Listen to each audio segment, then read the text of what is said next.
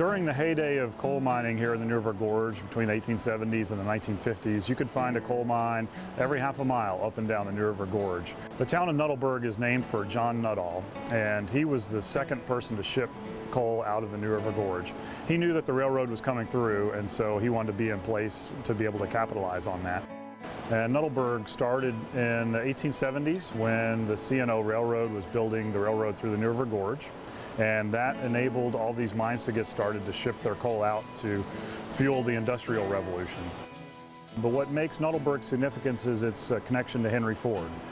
And so in 1920, he purchased Nuttallburg in order to bring coal up to his factories up in Detroit. Unfortunately, he found that he couldn't control the prices that the C&O Railroad were charging him. Even the mighty Henry Ford couldn't afford to buy the C&O Railroad, and so he sold out his interests here in about 1928. So most of what you see at Nuttallburg today dates from around the 1920 era when Henry Ford owned it. It was always of interest to the National Park to be able to have this place to interpret. It wasn't until 1998 that the site was actually purchased from the Nuttall heirs. And over the last 10 to 15 years has been an ongoing process of restoration. We're standing underneath the tipple, which is what sorted all of the coal to put it onto the coal trains underneath. Above us there is the conveyor, which brought all the coal down from the coal seam up in the mountain and brought it down into this tipple above us here.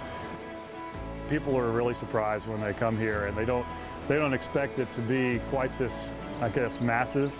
And I think it's kind of a hidden treasure in some ways. I like to tell people, if you went to the Beckley Exhibition coal mine in the morning and you came to Nuttallburg in the afternoon, you would really understand how coal mining worked in southern West Virginia, where you can see the railroad tracks right next to us. You can see where the coal mine was. You can see for the foundations for all the families that live down here. You can really get a great sense of how this all operated. There's really not many other places in the country where you can get a good sense of how a coal mining operation worked, and it's right here in our backyard, and we're really lucky to have it.